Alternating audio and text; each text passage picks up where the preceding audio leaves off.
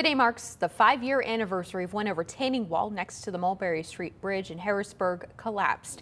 And in the process, it crushed one of the area's most popular businesses. Fox 43's Matt Maisel covered that story when it happened back in 2016. He joins us live this morning to catch us up on where everything currently stands 5 years later. Good morning, Matt. Good morning, Chelsea. It is eerily similar to what today is compared to what it was like on May 5th, 2016, when this retaining wall that you see behind me collapsed next to the Mulberry Street Bridge. And what happened is that it took out one of the area's most popular tire shops, Howard Tire and Auto. You can see the car there. This now infamous car still sits on the roof. 5 years later, not much has changed. There's been no cleanup. The tire shop remains closed. The car, which is still there, nothing much has happened even in the court system. It's been a litigation nightmare for Howard Henry over the last 5 years. He declined to go on camera for the story, though he remains frustrated over the lack of justice he says he has not received.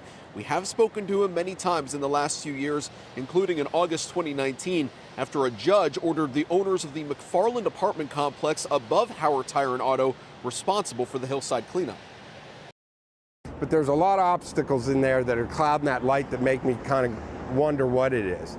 One day I'll believe it is the light that I've been looking for, but till that day comes, I'm cautiously optimistic.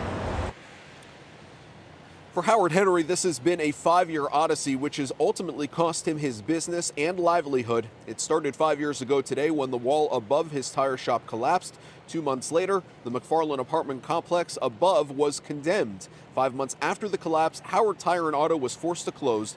What happens after that is a string of court hearings delayed and pushed. In April 2019, a judge ruled McFarland owners had to come up with a plan to clean up the site. The next step was scheduled for March of 2020.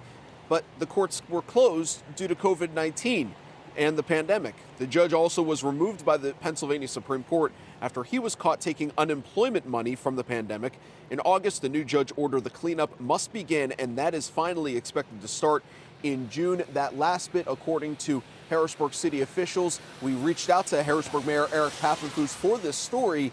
Now, phone calls and emails to him were not returned. Coming up in the next half hour, we take a closer look at what the last 5 years have been like for the tire shop owner, Howard Henry, even going back to last week when all the parties were back in court.